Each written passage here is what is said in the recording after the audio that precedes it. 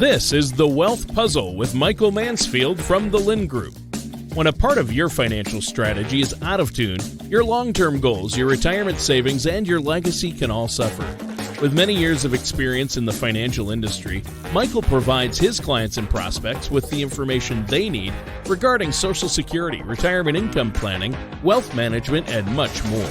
Listen in as we address your financial concerns and provide helpful solutions to put you on the path to achieving your retirement goals. And now, here is The Wealth Puzzle with Michael Mansfield.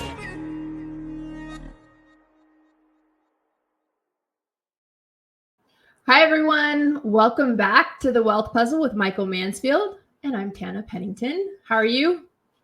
Woohoo! I'm good. Thanks for joining us, Tana. Yeah. This is like 3 weeks in a row. This is our almost good longest record. run together. It's pretty exciting. Well, hey, lot to talk about today. Very exciting week.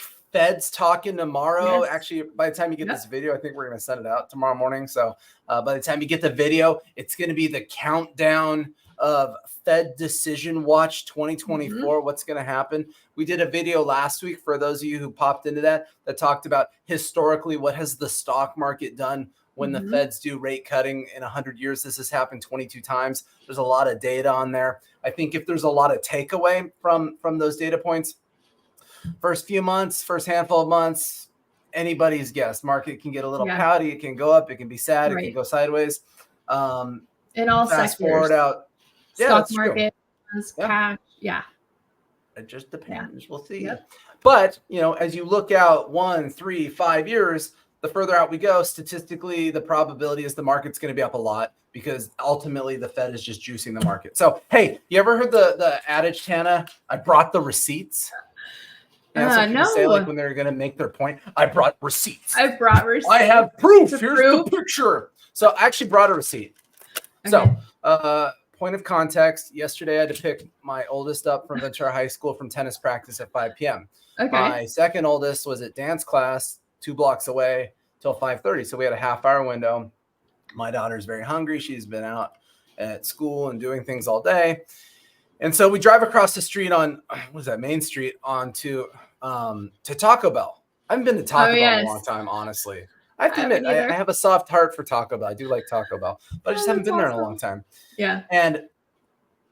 And so we pull up, we're in the drive-thru. I pull up to, it's just a little box. There's no screen. You can't see what you're ordering or anything. And it's like the box from like a movie where it's like staticky and you can barely hear anything. And so my daughter orders a Crunchwrap Supreme and I order a chicken quesadilla. Delicious. Right. I'm excited. I haven't had one of these in like a few years, maybe. And the lady says something. And I said to my daughter, I'm like, what did she say? How much did she say? She said 12 something. That can't be right. And I pull up to the window and the lady's like, hey, great. $12.80. And I'm like, well, for clarity, we just got 2 things, right? And she's like, yeah, that's right. I'm like, what? Okay. So I pay and I even asked for a receipt because I was so shocked by it. I almost fell out of the car. Each item was over $6. Like, what the heck? I was told by the government that inflation is only up a totality of 20%. Based on this from a few years ago, Taco Bell seems to be up, I don't know, 80, 100%. Like, what? I can't go back to Taco Bell. I only had one of my kids there. What if I had my whole family there? It would be $100 dinner. It would have cost more than the campfire feast at Black Angus. So I was that's terrible. I have to admit that genuinely was like, whoa. Yeah. I guess moving forward, I need to read the menu prices before I order instead of just ordering. It's Taco Bell. I thought, whatever, $7.99 or something total. Whoops. Just kidding. Anyways, so that was shocking to me, but that's okay because everything is going perfectly well. The economy is healthy. Inflation is under control. Ironic what you consider inflation. Inflation just means when it's under control is there's no more new inflation on top of the inflation that's already locked into prices. So, it's hard to see Taco Bell's prices coming down. So Tana, you sent me an article. I did. Let me plop it up here. So I know that one of your mentors, life goals, people that you follow, you emulate is Janet Yellen. And so very quickly, I knew why you sent me this article, because this is one of the chosen ones to you. But what do you got here with this? Yeah, so she's just stating what she's been stating all along. Again, just very confident in a soft landing, no recession in sight type of an attitude. Yeah. Just that's kind of her feel, her outlook on it. So Yeah, I she is. can't really say I totally agree with that, but What? It's Janet Yellen. You're not legally allowed to disagree. I know. I kind of worry.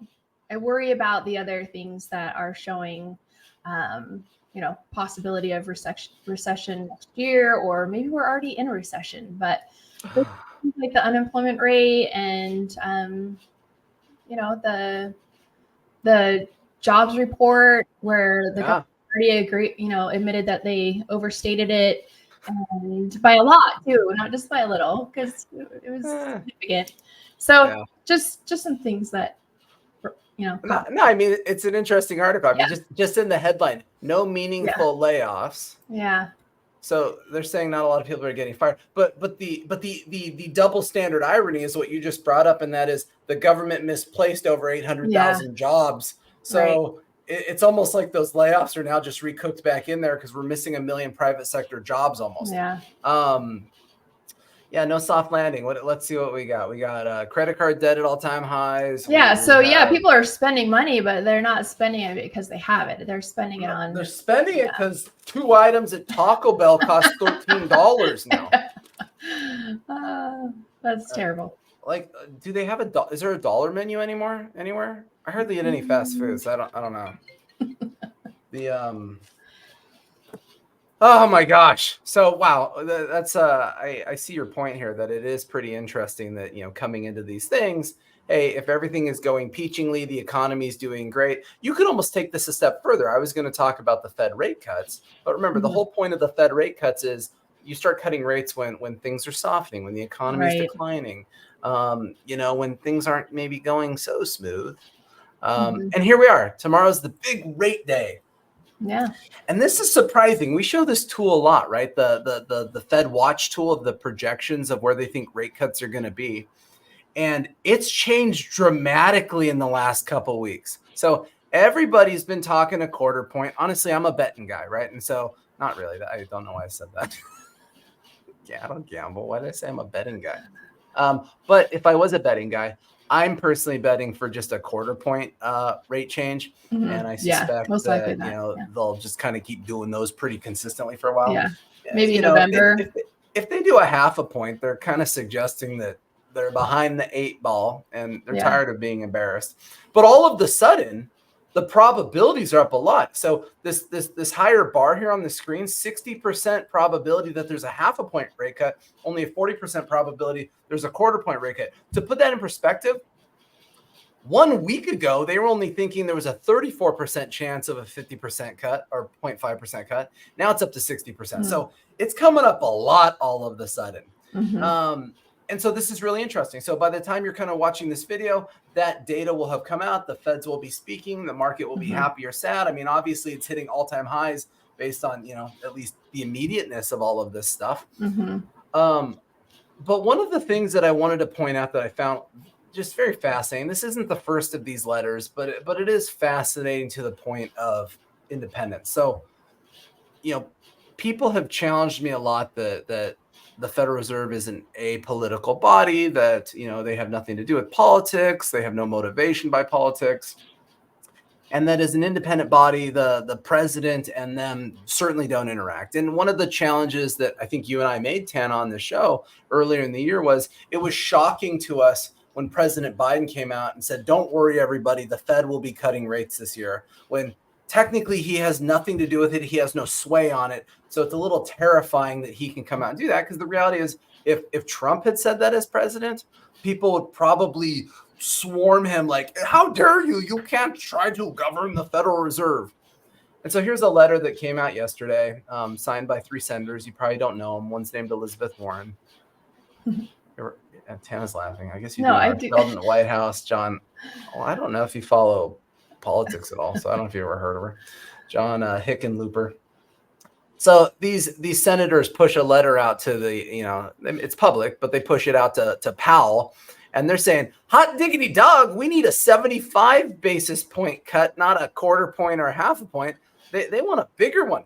Now, gosh, why would they want that? I was told we have a soft landing, no recession, labor market's healthy, life is good, nobody's offended, blah, blah, blah, blah, blah. Why would a bunch of politicians from Congress be swarming the independent Federal Reserve begging for a giant rate cut, a rate cut that implies that something is actually secretly wrong kind of rate cut?